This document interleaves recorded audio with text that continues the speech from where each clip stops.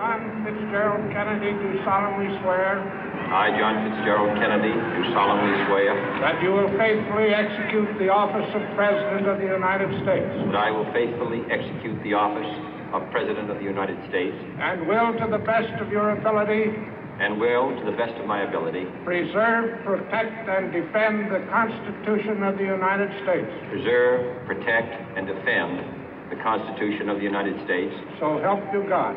So help me God.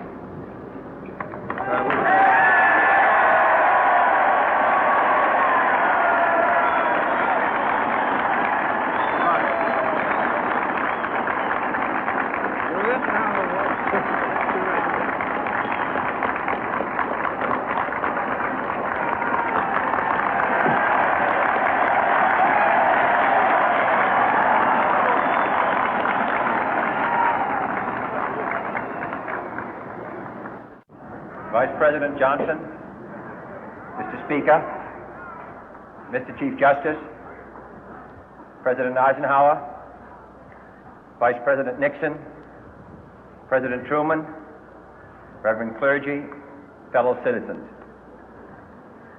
We observe today not a victory of party, but a celebration of freedom, symbolizing an end as well as a beginning, signifying renewal as well as change.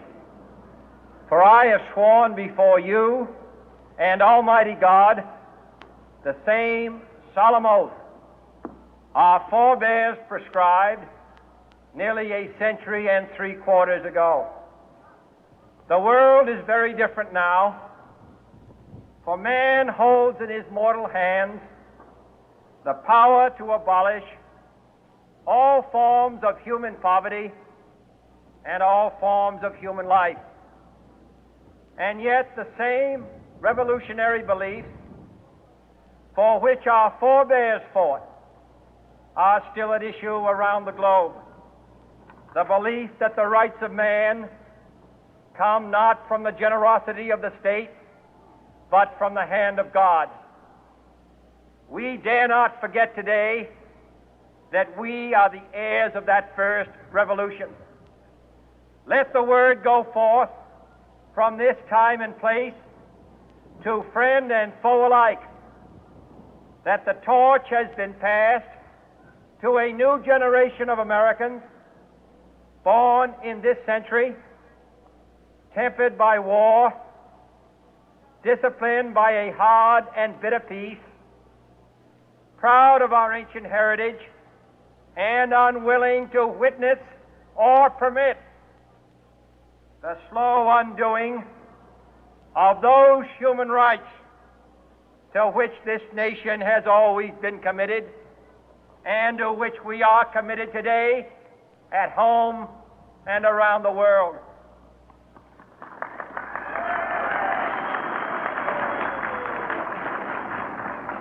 Let every nation know, whether it wishes us well or ill, that we shall pay any price, bear any burden, meet any hardship, support any friend, oppose any foe to assure the survival and the success of liberty.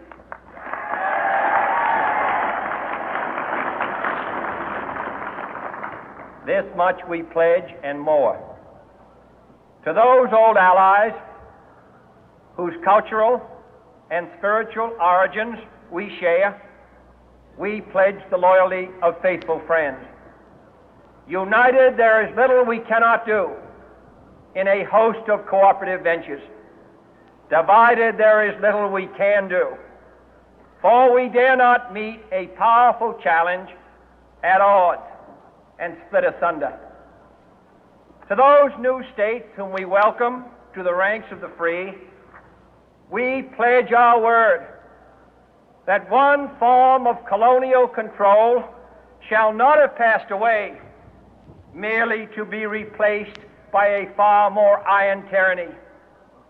We shall not always expect to find them supporting our view, but we shall always hope to find them strongly supporting their own freedom, and to remember that in the past, those who foolishly sought power by riding the back of the tiger ended up inside.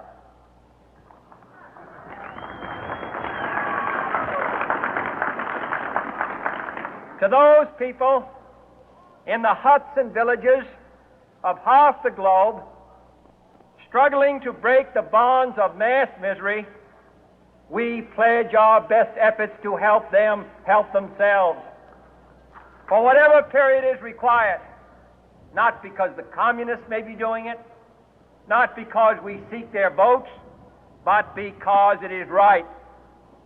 If a free society cannot help the many who are poor, it cannot save the few who are rich.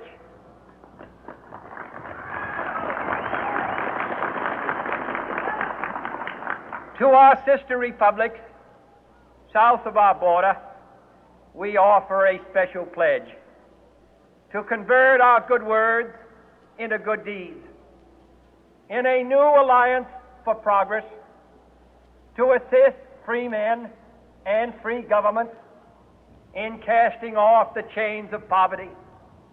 But this peaceful revolution of hope cannot become the prey of hostile powers. Let all our neighbors know that we shall join with them to oppose aggression or subversion anywhere in the Americas. And let every other power know that this hemisphere intends to remain the master of its own house.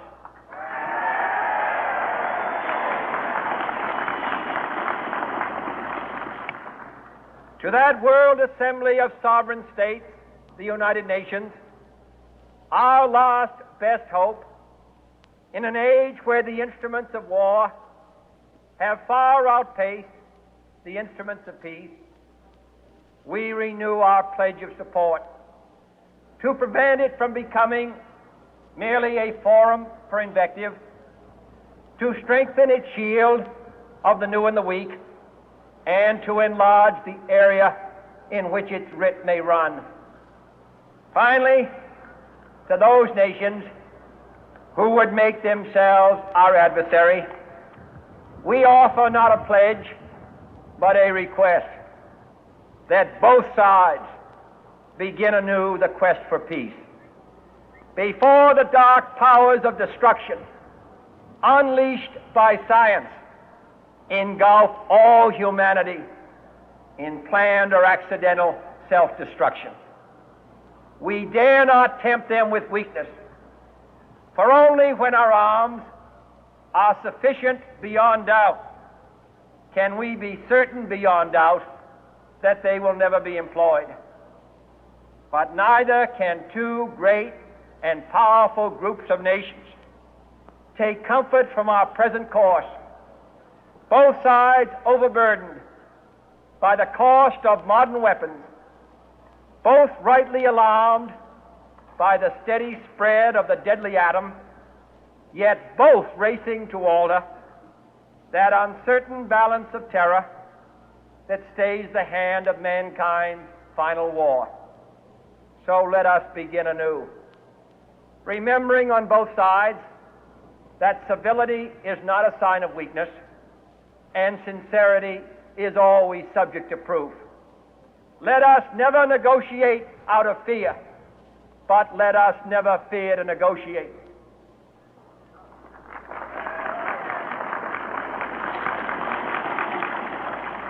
Let both sides explore what problems unite us, instead of belaboring those problems which divide us. Let both sides, for the first time, formulate serious and precise proposals for the inspection and control of arms, and bring the absolute power to destroy other nations under the absolute control of all nations.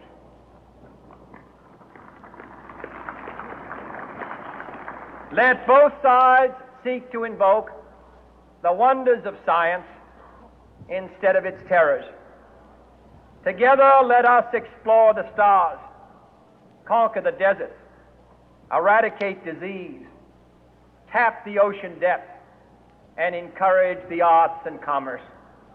Let both sides unite to heed in all corners of the earth the command of Isaiah to undo the heavy burden and let the oppressed go free.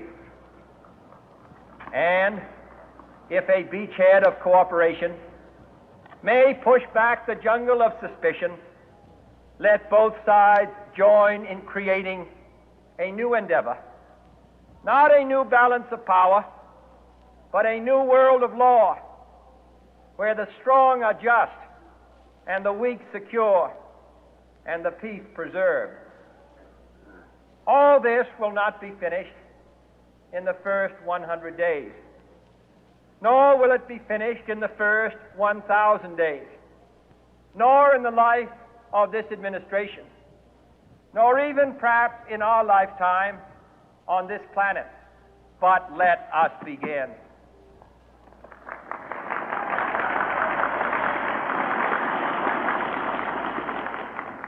In your hands, my fellow citizens, more than mine, will rest the final success or failure of our course. Since this country was founded, each generation of Americans has been summoned to give testimony to its national loyalty. The graves of young Americans who answered the call to service surround the globe. Now the trumpet summons us again, not as a call to bear arms, though arms we need, not as a call to battle, though in battle we are, but a call to bear the burden of a long twilight struggle, year in and year out, rejoicing in hope, patient in tribulation, a struggle against the common enemies of man, tyranny, poverty, disease, and war itself. Can we forge against these enemies a grand and global alliance, north and south, east and west, that can assure a more fruitful life for all mankind? Will you join in that historic effort?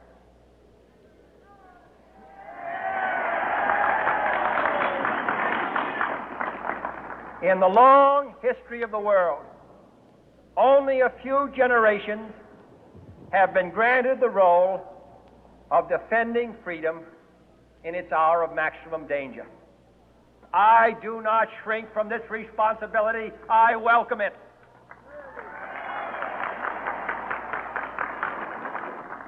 I do not believe that any of us would exchange places with any other people or any other generation. The energy, the faith, the devotion which we bring to this endeavor will light our country and all who serve it. And the glow from that fire can truly light the world.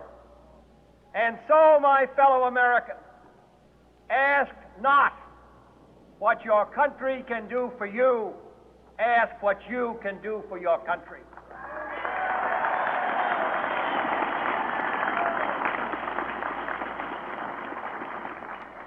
My fellow citizens of the world, ask not what America will do for you, but what together we can do for the freedom of man.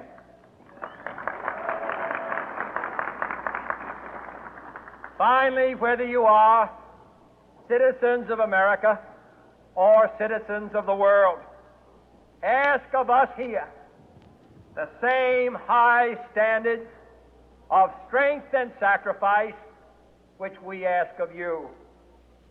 With a good conscience, our only sure reward, with history the final judge of our deeds, let us go forth to lead the land we love, asking His blessing and His help, but knowing that here on earth God's work must truly be our own.